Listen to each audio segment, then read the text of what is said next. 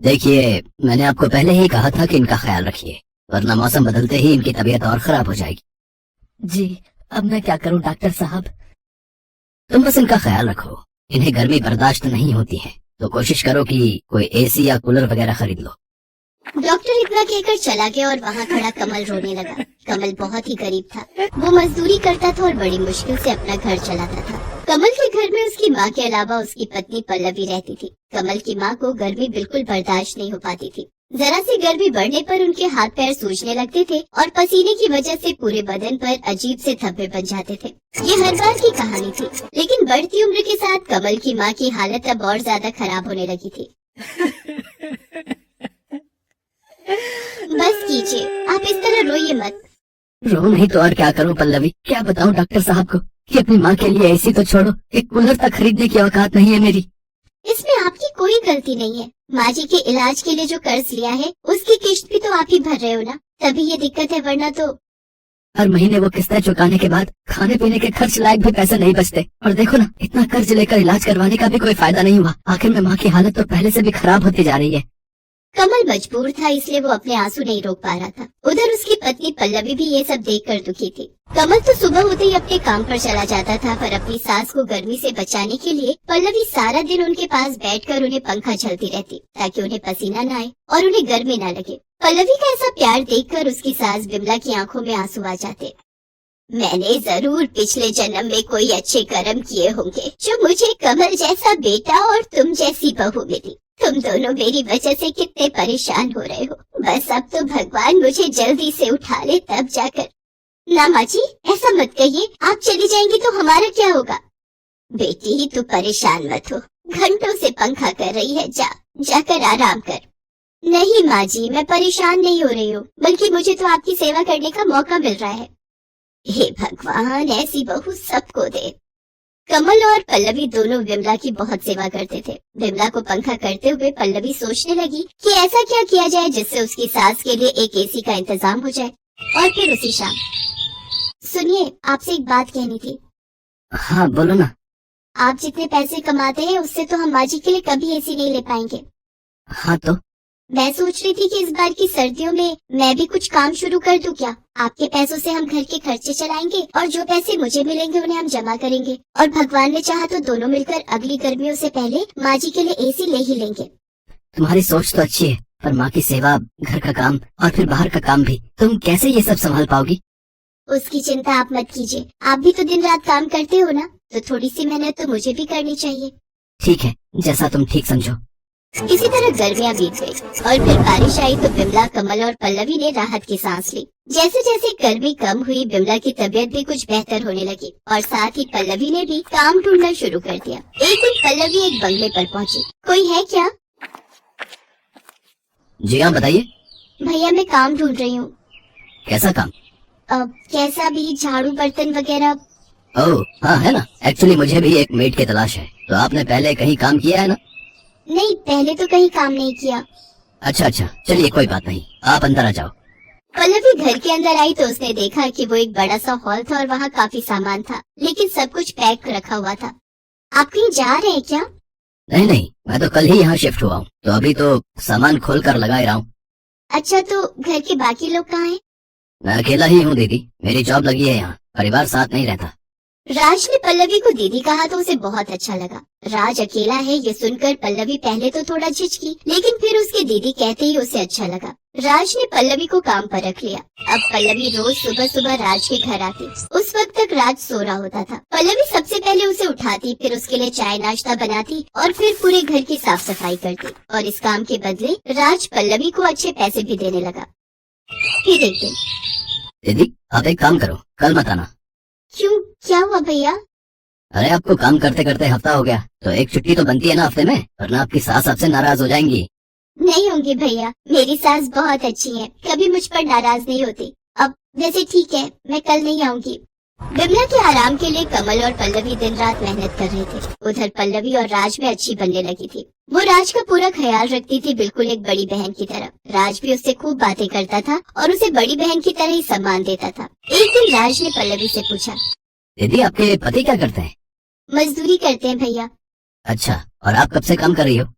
नहीं भैया, आप पहले हो जिनके यहाँ मैं काम कर रही हूँ, इससे पहले कभी जरूरत ही नहीं पड़ी। तो अब ऐसी क्या मजबूरी हो गई कि आपको घर से बाहर निकलकर काम करना पड़ रहा है? ये बात सुनकर पल्लवी की आंखों में आंसू आ गए और उसने रोते हुए राज को सारी बात बता दी। पल्लवी और कमल का अपनी माँ के प्रति प्यार और सेवा भाव देखकर राज भी भावुक हो गया। ऐसे ही कई दिन बीत गए। पल्लवी और कमल एसी के लिए काफी पैसे जोड़ चुके थे, लेकिन होनी को कुछ और ही मंजूर था। गर्मियाँ एक बार फिर वापस आने वाली थी। ऐसे में बिमला अचानक बेहोश होकर गिर पड़ी। उसे दिल का दौरा पड़ा था, तो जो पैसे दोनों ने एसी के लिए कमाए थे वो सारे के सारे बिमला के इलाज पर खर्च हो गए। और फिर लगता है हम माँ जी के लिए ऐसी खरीद ही नहीं पाएंगे। हिम्मत रखो पल्लवी, ऊपर वाला हमारी परीक्षा ले रहा है। पर कब तक? 1 महीने बाद फिर गर्मी शुरू हो जाएगी और फिर माँ जी को और ज्यादा परेशानी होगी। कमल चुप था क्योंकि पल्लवी की बात सही थी। फिर अगले दिन पल्लवी राज के यहाँ काम करने गई तो उसने राज से कुछ नहीं कहा, बस चुपचाप अपना काम करती रही। ये देखकर राज समझ गया कि जरूर पल्लवी किसी परेशानी में है। राज के बार बार पूछने पर फिर पल्लवी ने उसे सारी बात बता दी। राज को भी पल्लवी की बात सुनकर बड़ा अफसोस हुआ। और फिर अगले ही दिन, दीदी वो आपसे एक बात कहनी थी। हाँ भैया बताइए ना। दीदी वो मेरी कंपनी ने मेरा प्रमोशन कर दिया है और उसके लिए मुझे दुबई भेज रहे हैं, तो मुझे अब यहाँ से जाना होगा। ये तो बहुत अच्छी बात है भैया, भगवान करे आप और तरक्की करो। पल्लवी राज की तरक्की से खुश तो थी, लेकिन एक सच ये भी था कि राज के चले जाने से अब उसकी नौकरी भी जाने वाली थी। ये सोचकर पल्लवी और ज्यादा उदास हो गई, लेकिन फिर भी उसने राज से कुछ नहीं कहा। फिर कुछ ही दिनों के बाद, अच्छा दीदी मैं चलता हूँ, आप एक काम करो, ये कुछ पैसे रख लो। नहीं भैया, मैं ये पैसे नहीं ले सकती, मेरी पगार तो आपने पहले ही दे दी है। मैं जानता था कि आप मुझसे पैसे नहीं लेंगी। चलिए कोई बात नहीं, मैं चलता हूँ, अपना ख्याल रखना दीदी। इतना कहकर राज टैक्सी में बैठकर वहाँ से चला गया और पल्लवी भी अपने उतरे हुए चेहरे के साथ अपने घर की तरफ चलती। गर्मियाँ शुरू हो चुकी थी और पल्लवी की सास की तबीयत फिर बिगड़ने लगी थी, लेकिन तभी कुछ ऐसा हुआ जिसकी उम्मीद पल्लवी को तो बिल्कुल नहीं थी। जी बताइए। मैडम आपका कुरियर है और ये एक चिट्ठी भी है। नहीं भैया, आपको कोई गलतफहमी हुई है। ये इतना बड़ा डिब्बा हमारा नहीं हो सकता और हमें कोई कुछ क्यों भेजेगा? नहीं मैडम, ये आपका ही है, देखिए आपके घर का ही पता लिखा है यहाँ पर। कुरियर वाले की बात सच थी। पल्लवी को कुछ समझ नहीं आ रहा था, लेकिन फिर जब उसने उस बड़े से डिब्बे को खोलकर देखा तो उसे अपनी आंखों पर विश्वास ही नहीं हुआ। उसके अंदर बिल्कुल नया एसी था जिसे राज ने उसके लिए खरीदा था। एसी के साथ मिली चिट्ठी को पढ़ते हुए पल्लवी की आंखों से लगातार आंसू बहे जा रहे थे और मन ही मन वो राज को दुआएं दे रही थी। गांव में सुमित नाम का लड़का रहता था। उसके पिता लकड़ी का सामान बनाने का काम किया करते थे, पर आजकल लकड़ी के सामानों की बिक्री बंद हो जाने के कारण सुमित एक मैकेनिक का काम करने लगा। वो बहुत ईमानदार और मेहनती था, पर उसकी आर्थिक स्थिति कुछ अच्छी नहीं थी, जिसके कारण उसकी पत्नी उसे हमेशा ताने दिया करती थी। आज विमला ने सोने के गहने खरीदे हैं और एक मेरी फूटी किस्मत। आपकी कमाई से तो हमारे रोज का खर्चा ही निकल जाए, वही बहुत है। ऐसी बातें क्यों करती हो? देखना एक दिन मैं बहुत ही अमीर बन जाऊंगा। इतनी मेहनत करूंगा कि हमारे पास किसी भी चीज की कमी ना रहे, फिर तुम्हें कार में घुमाऊंगा। मेहनत से कभी कोई कुछ हासिल कर पाया है भला? अब आपकी चिकनी चुपड़ी बातों में मैं आने वाली नहीं। जब से इस घर में मेरी शादी हुई है, मैंने तो सपने देखना ही छोड़ दिया। सुमित गैरेज में खूब मेहनत करता, दिन भर अपने काम में ही लगा रहता। अब तो वो अपने खाने पर भी ध्यान नहीं देता था। उसकी कड़ी मेहनत को देखकर उसके गैरेज का मालिक कहता है, क्या बात है सुमित, आजकल तुम गैरेज में दिन रात कड़ी मेहनत करते हो? रात हो गई है तुम्हें, अब तुम्हें घर जाना चाहिए। नहीं मालिक, मैं ओवर टाइम करूंगा, मुझे बहुत पैसे कमाने हैं। मैं एक कार बनाना चाहता हूँ जिसके लिए मुझे पैसों की जरूरत है। ठीक है सुमित, जैसी तुम्हारी मर्जी, पर अपनी सेहत का भी ध्यान रखना।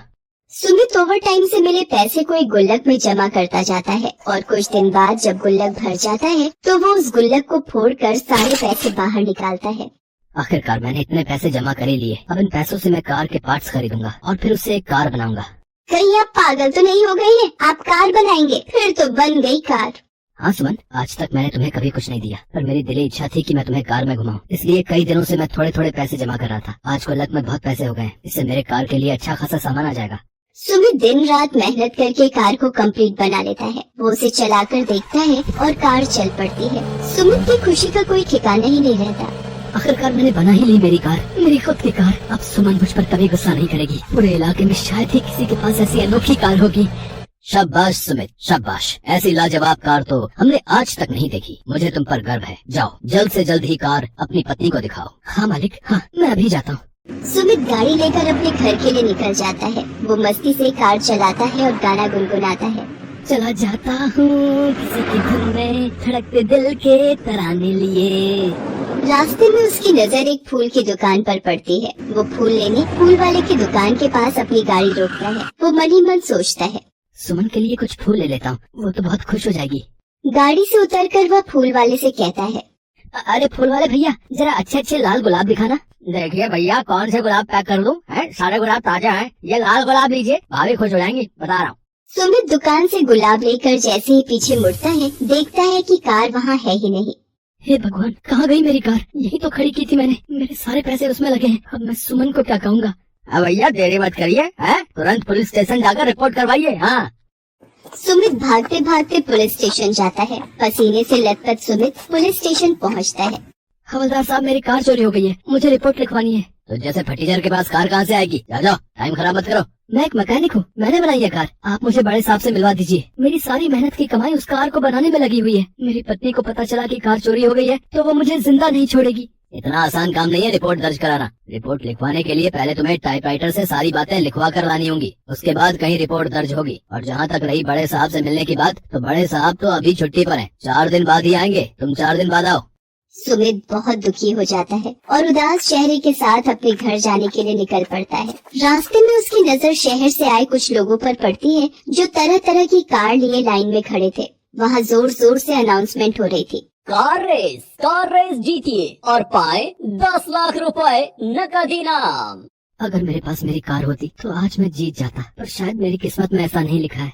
सुमित घर पहुँचता है और सारी बात सुमन को बताते हुए कहता है, मुझे माफ कर दो सुमन, शायद मेरी किस्मत में खुशियाँ हैं ही नहीं और मैं तुम्हें भी खुशी नहीं दे पा रहा। इतने दिनों से दिन रात मेहनत करके मैंने पाई जोड़ी और कार बनाई और वो कार चोरी हो गई। तुम्हारी सहेलियों के पति तो उन्हें क्या क्या तोहफे देते हैं, मैं तो तुम्हें कुछ भी नहीं दे पाया। मैं किसी काम का नहीं हूँ।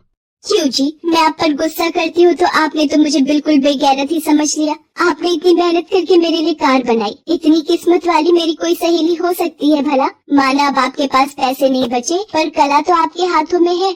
इस कला का मैं क्या करूँगा? अगर आज मेरी कार रहती तो मैं कार रेस में हिस्सा लेकर 10 लाख रुपए जीत जाता।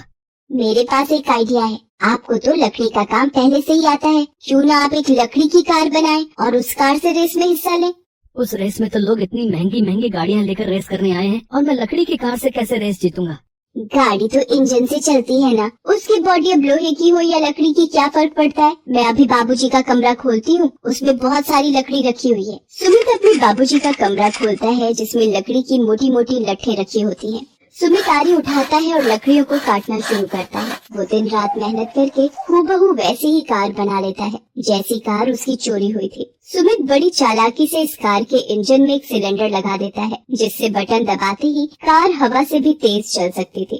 देखा जी, मैंने कहा था ना आप कार बना लेंगे, मुझे आप पर पूरा भरोसा है। अब आएगा मजा, तुम देखना। अब मेरी कार की स्पीड का कोई मुकाबला नहीं कर पाएगा सुमन, ये सब तुम्हारे विश्वास के कारण ही हो पाया है। अब आप देर मत करिए, जल्द से जल्द कार रेस में जाइए, कहीं ऐसा ना हो कि वहाँ रेस शुरू हो जाए। सुमित अपनी लकड़ी की कार लिए रेस में जाता है। उसकी लकड़ी की कार को देखकर वहाँ बाकी लोग हंसते हुए कहते हैं, कैसा बेवकूफ आदमी है, लकड़ी की कार लेकर कार रेस में आया है। छोड़िए जी, क्यों इनकी बातों पर ध्यान देते हैं? आप अपना मनोबल टूटने मत दीजिए, हम तो इसी कार से जीतेंगे। बड़ी हिम्मत कर सुमित खड़ा हो जाता है। सब लोग उसकी तरफ देखकर उसका मजाक बना रहे होते हैं। वो बहुत शर्मिंदगी महसूस करता है और उसका मनोबल टूटने लगता है। जैसे ही रेस स्टार्ट होती है, सारे लोग सुमित से आगे निकल जाते हैं। अरे ये क्या, सिलेंडर का बटन काम क्यों नहीं कर रहा? अरे चालू हो जा मेरी कार, मेरी इज्जत तेरे हाथ में है। लगभग रेस खत्म ही होने वाली होती है और सुमित सबसे पीछे छूट जाता है। आपको जीतना ही होगा सुमित जी, आपको आज सब लोगों को साबित करना है कि आप कितने काबिल हैं। किस्मत बार बार मौका नहीं देती। लेकिन तभी करिश्मा होता है। कार में लगा सिलेंडर अचानक ही चालू हो जाता है और सुमित की कार हवा से भी तेज भागने लगती है, जिसे देख सब हैरान रह जाते हैं और सब प्रतिभागियों को पीछे छोड़ते हुए सुमित वो रेस जीत जाता है। सुमित पहली पोजीशन पाकर रेस जीत जाता है। सारे लोग सुमित की तारीफ करते हैं। वाह वाह, लकड़ी की कार से ये लड़का रेस जीत गया है। हाँ भाई, ये तो बड़ा होनहार आदमी लगता है। हाँ देखो देखो। इस तरह सुमित को 10 लाख रुपए इनाम में मिलते हैं और गांव में सुमित की इज्जत बहुत बढ़ जाती है और वो लकड़ी के कार बनाकर उसे विदेशों में बेचने का बिजनेस शुरू कर देता है और खूब पैसे कमाता है।